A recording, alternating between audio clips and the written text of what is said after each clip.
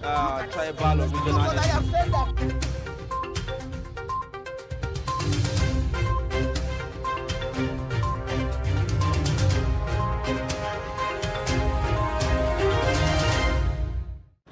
All right, welcome back and thank you for staying with us. If you're just joining us, you're watching Daybreak on Trust TV, and it's time for the newspaper review at this moment. And we'll begin by relaying headlines from our major stories from Daily Trust newspaper. The lead story here talks about insecurity festers despite Buhari's December deadline. We have riders that say 671 killed, 1,321 kidnapped since ultimatum. We have Southeast records highest killings of policemen, attacks reduce in Kaduna, others, and experts harp on intelligence gathering, community policing. And you can find details of that story on page 4. There's also an infograph of the killings, total casualties, kidnappings from September to December 2022. All right, moving to the top of the page there, we have Tinubu, Atiku, Obi's campaigns based on irrelevant issues, says report. Zenith, GTB suspends international transactions on Naira ATM cards. Details can be found on page 23. Media Trust appoints Gwedebe Sadiq to head Hausa Service Investigations Desk. We also have on the footnote there, Edo train attack. Ex-police officer, nursing mother, 3 others rescued. Riders here says 32 abducted, 1 escapes. Suspect arrested, and train service won't be disrupted, says NRC. And these are some of the stories on Daily Trust, a newspaper. Up next is Leadership newspaper, where the lead story also is on insecurity. Insecurity, DHQ mom as military fails to meet FG's December deadline. And experts loud troops say government made political statement. 19 wanted terrorists still at large. Trial of Boko Haram suspect resumes March. And then at the top of the page, oil farms face capital challenges as clean energy funding hits $580 billion. And on the blue strip there, FG shuts down Edo train station over abduction of 30 passengers. And by the left side of the paper, elections will hold in all 774 LGAs, INEC declares. Details of that story can be read on page 4. Next to it, Tony Elumelu Foundation appoints Somachi Chris Asoluka as CEO. And lastly, Atiku in UK on British government's invitation, according to the campaign council. So these are details of the stories. On before I said call it a day on the Leadership newspaper this morning, let's go back up. There are 2 more stories. To the right, fuel subsidy will go immediately, says Obi.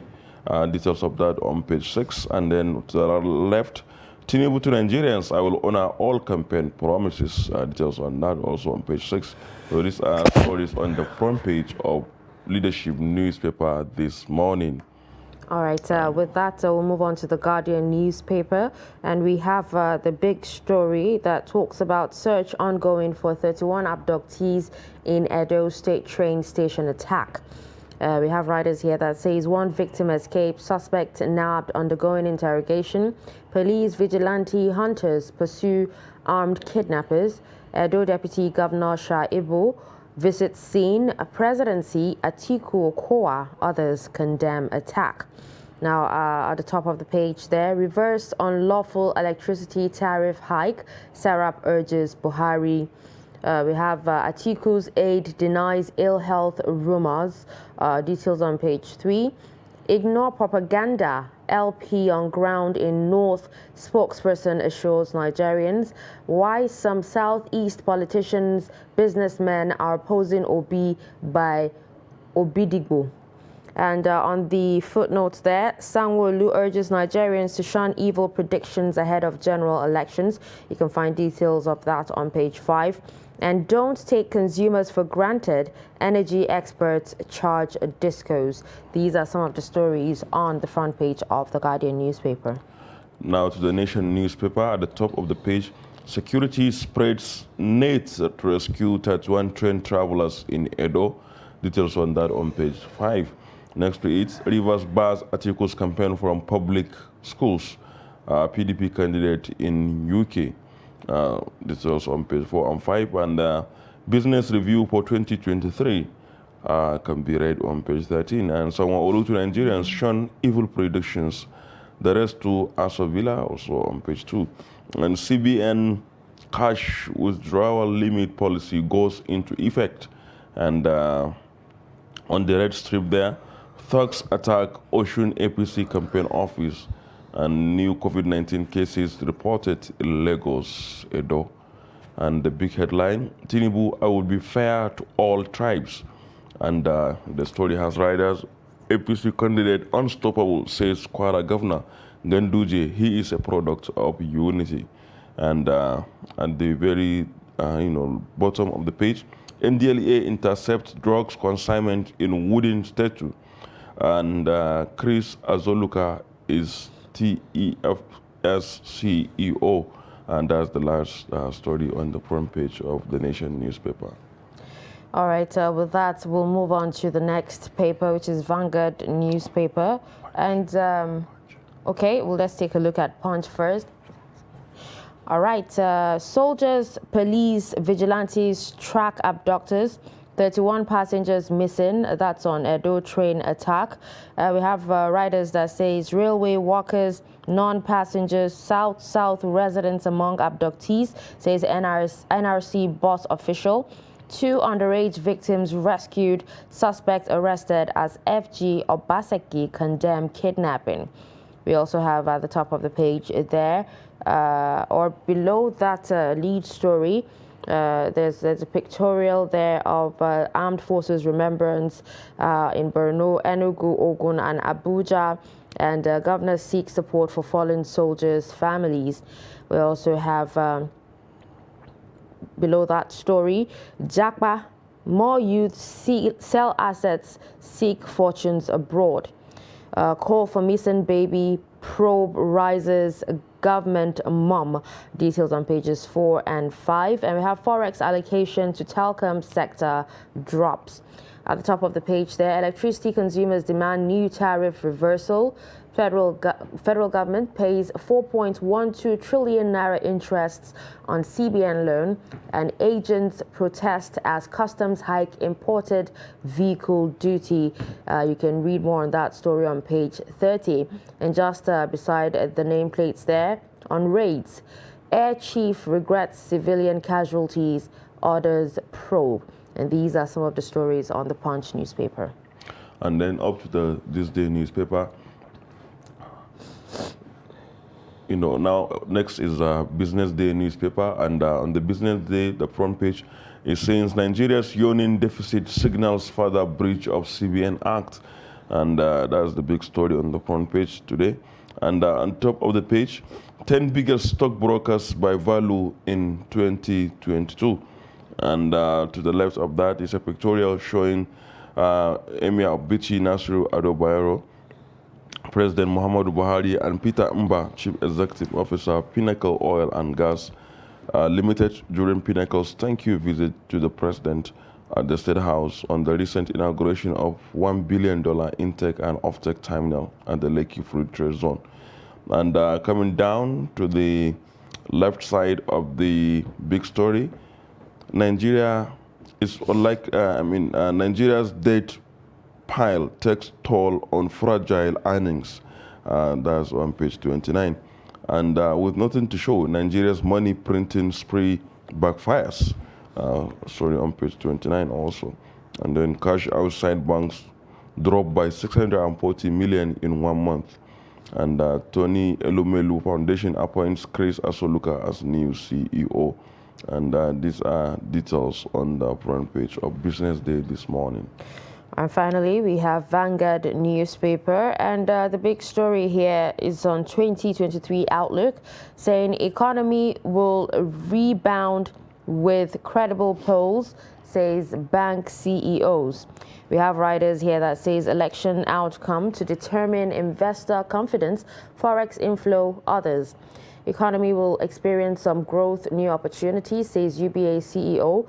Forex flows will benefit from post-election relief, says Sterling Bank CEO. And innovation in the digital payment space will continue, says EcoBank CEO. Now, we have more stories at top of the page. We have trial of Boko Haram suspects in detention to resume March, says federal government. Details on page 7. On Edo train kidnap, terrorists struck because there's no security in the station, says witnesses. We have electricity. TCN boosts wheeling capacity to 8,100 megawatts. TEF announces Somachi Chris Asoluka as a CEO. And we have more stories on lifestyle, adjusted lifestyles that helped Nigerians survive 2022. And on the polls, we must halt Nigeria's downward spiral to abyss, says Nwosu. This is on politics. On health, Nigeria records 189 Lassa fever deaths, says NCDC. And in sports, Carabao Cup, it will be war, says Iheanacho warns Newcastle United. And these are the stories on Vanguard newspaper. Well, the last paper we'll be looking at this morning is This Day newspaper, and at the very top of the page, it has a story that says banks only authorized to dispense new banknotes via ATMs. CBN clarifies, says no going back on January 31 deadline to phase out old 200 naira, 500 naira, and 1,000 naira notes. And Partners National Orientation Agency Markets Association on aggressive awareness on naira redesign.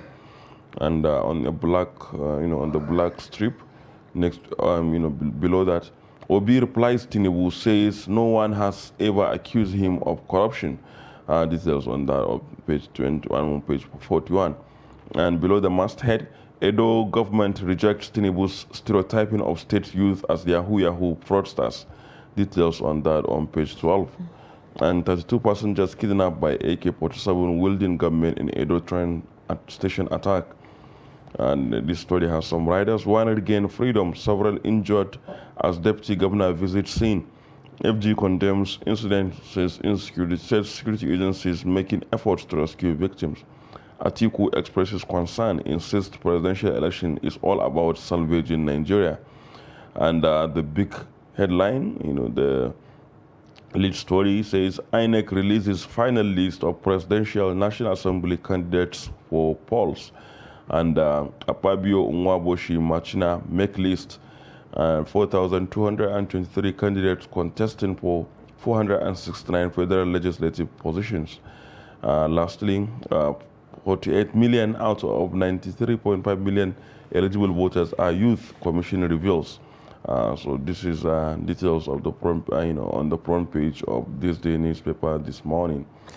All right, so yes, right now, since we're done with the newspaper reading out the stories, we'd like to introduce our guest in the studio. He's the analyst for today on this segment, Dr. Lanre Oluwaniyi. He's a public affairs analyst, and he joins us, to review some of these stories. Good morning, and thank you for joining us. Good morning. Good morning. Good to have you here. Thank you for having me. And Happy New Year to you. Same to you guys. All right, so let's begin with the lead story on Daily Trust newspaper, and it talks about insecurity festering despite Buhari's December deadline. And there's an infographic here that talks about 85% of deaths, being from the north, 15% of deaths being from the south, and Benue recorded highest casualty, states with the least casualty figures with 1 death each. And we also have still in the infographic of a total of 1,321 people kidnapped, 15% from the south and 85% from the north. Now, let's have your take on, this particular story. Yeah, thank you for having me once again.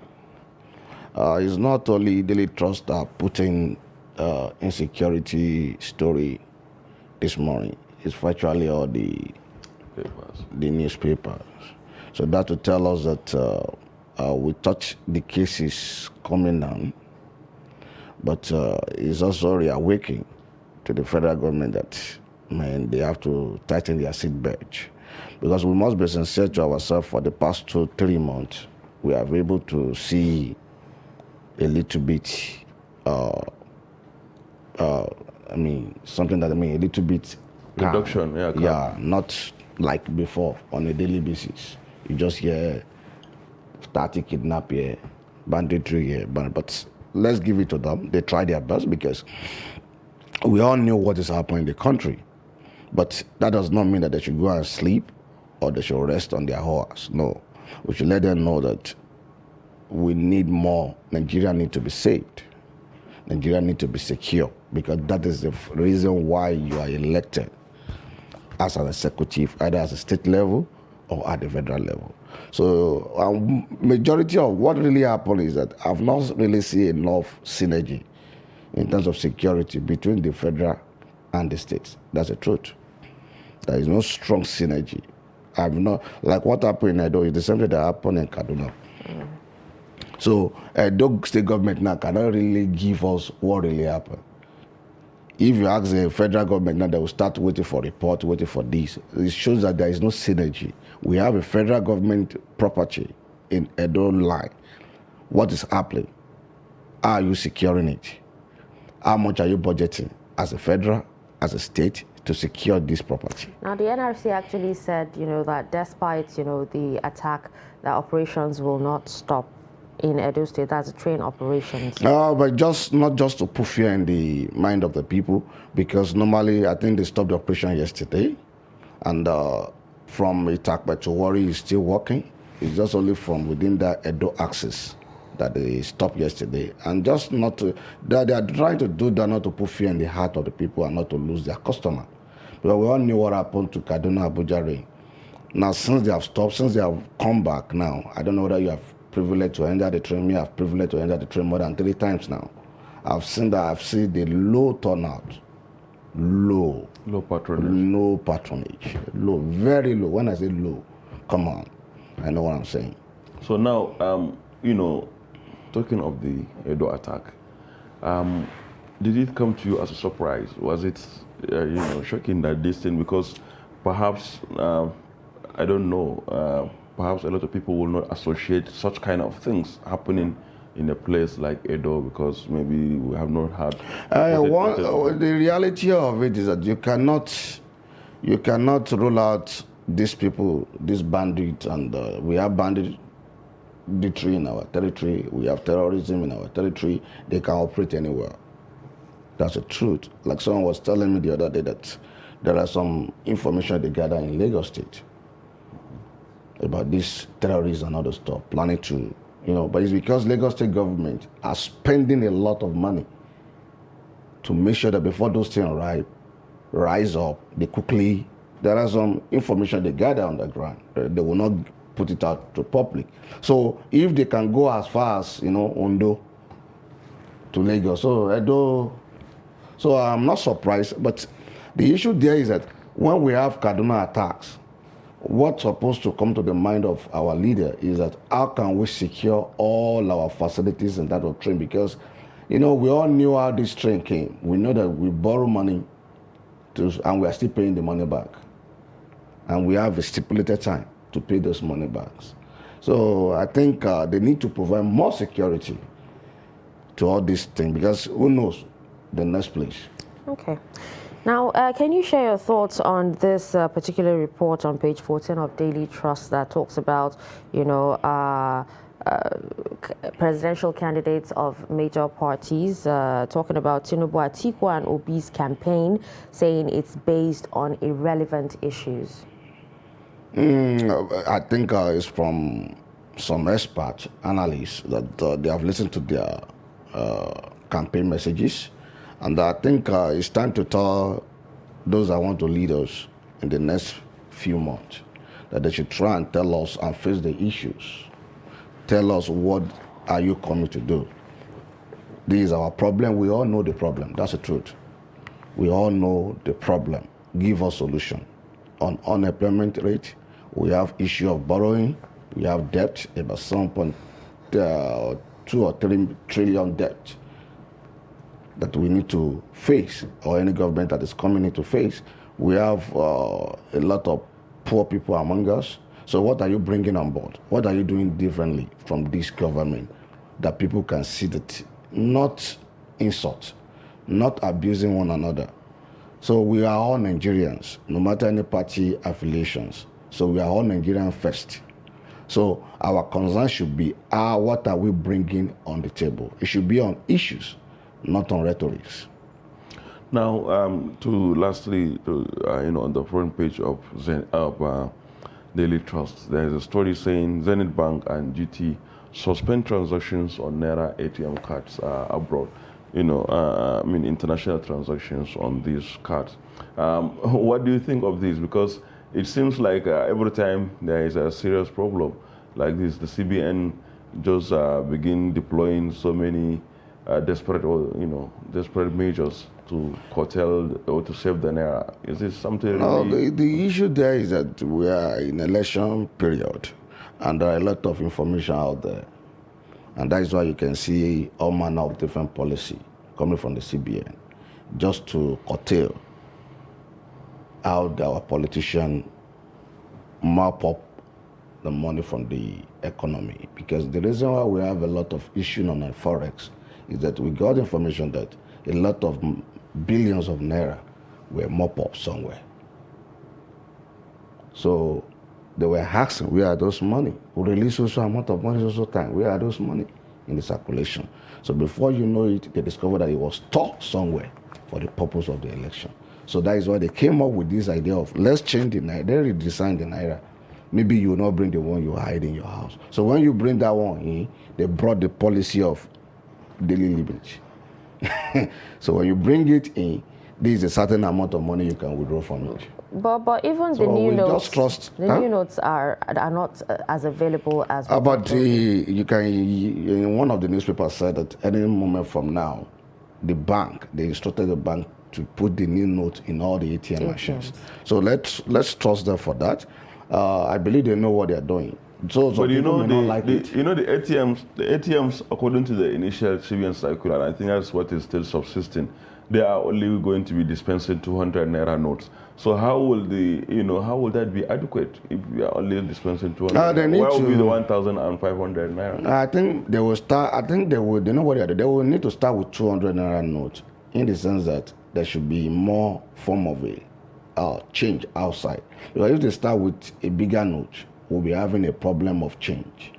So I believe they will do that for some time. They can do that for a week, and later 500 for a week, another 1,000 for a week. I think they should apply those wisdom. They should not just be one-sided, because we should understand our situation as far as this country is concerned. But back to this issue of ban on international transaction on ATM. This is not like withdrawal of money and stashing it, but people may be buying things on Amazon online. Or AliExpress or some things like that, online and all that, or traveling. If you travel for holidays or for anything, you can't make use of your card. Is that really? No, that thing also happened before. I could remember there was a time outside the country I tried to use my card. I found out that I could not use it. I remember during the former President Jonathan regime, it happened as well. It's not a new thing. I've been victim of it. I have to look for a way. I did not even go with cash. Got to arrival and discovered that I could not use my card, which is unfortunate. But no matter how it is, I think anything that have to do with security and economy policy, there are some information on the ground that we are not privileged to hear. So, and I believe that they should work towards it. It's only 2 banks. So we don't know why the 2 banks choose. What I heard about 2 days before is that they have a limit. They reduce their limit of amount of money you can withdraw online or on international basis. But I don't know why they now shut it up. Exactly. It was like a limit before. They reduced it before, but I don't know why they now shut it off totally. So I believe that we need to talk to them and see And this That's is just also it. considering a lot of, small businesses or medium Entrepreneurs, enterprise. Yeah, I understand what you're saying. Online, depend all on this, they this. depend on it. Some people just buying something $10, $5, $20, and I believe they should try and look into it. So actually, it will only affect their own banks. That's the truth. That is the reason why I'm not too bothered, because if it affects them, I can easily go to another bank and open and put my money to the other banks and use their card. Okay, now let's look at a story on the front page of the Punch newspaper saying, Japa, more youth sell assets, seek fortunes abroad. This phenomenon, it started like a joke and is like really serious. Don't you think it's potent a problem for this country in which skilled young people are living in drops? Yeah, it's a real problem for us. And I believe that the federal government need to do something, or whosoever that is coming to power by May 29 need to do something drastically to arrest this issue, because I will not deceive you, this can be going like this for the next 1 year if care is not taken. And but for us to not train, because all the hospitals now, I think they are also complaining, for them to train new people to become an expert in some area, it will take them like 5-7 years. So I believe everybody's just trying to look for a better life for themselves. And I believe Nigerians government need to do more in terms of salary, in terms of security, in terms of condition of living. Are you getting it? It's very important. All right, this story beside the masthead on Punch newspaper, talking about the air raids and how the air chief says he regrets civilian casualties and orders probe. Now, this is actually becoming one too many. Is a probe enough? What can be done in the future to prevent civilian casualties during air raids? The probe, definitely there must be a probe. That one is 100% sure. You must probe into a situation before you can know the way out and what to do, and there must be recommendations after probe. So I believe they will submit recommendations and they will see what to do about it, because we can't continue losing our citizens. That's just a situation. We can't continue losing them. So there will be a recommendation from the probe panel, and I believe those recommendations will be duly followed. Because the challenge we have in this country is not about setting up a committee or a probe panel. The challenge we have is, are they following up all the recommendations? That's just the issue. Okay, now let's have a look at this issue of electricity tariff, increase. We have had it in our news bulletin earlier, and also on the front page of some newspapers, and they're talking about how the tariff suddenly went up, and then no formal announcement, nobody is saying anything. What's your take on that? Yeah, from what I get, there is no any law that mandate them to inform any general public on the increase of tariff. That's number one. I believe they are not indicted in any way or any form that they increase their tariff. That's number one. Number two, the only major area about electricity is that give everybody a prepaid meter. Stop giving estimated billings. Give everybody a prepaid, every household, every apartment. Give them for free. That is where I have a challenge. When you have your prepaid meter, if it's 1,000 is enough for you to use in a month, you pay your 1,000. If it's 2,000 is enough for you to use in a month, you pay your 2,000. If you are not in your house, you know that you have your electricity, you manage what you have. You're able to plan according to your pocket. But to not say that why did they increase, they don't inform us, they are not in any way indicted. It's their right to do so, and they have the reason why they do so. And we must be sincere to ourselves. As long as I'm also at the part of the masses, there is inflation across the world. That's the truth. There is inflation across the world. So if you want the organization to even sustain, you must look at something. But the major where I have a problem is estimated billing. Give them prepaid, everybody, for free. Not like you tell people to come and pay money to buy meter. For what? Now, talking of inflation across the world and general difficulty, I wanted to ask you, when you earlier spoke about the the issue of young people leaving this country in search of greener pastures. Is that greener posture really out there as people think? Is that because, considering the hardship that almost every country is facing right now? But you cannot tell an average Nigerian now that there is not any other different out there. They won't even listen to you and they will not even believe you. So what I always tell people is that you are free to choose. Go there, witness it, see it how it goes.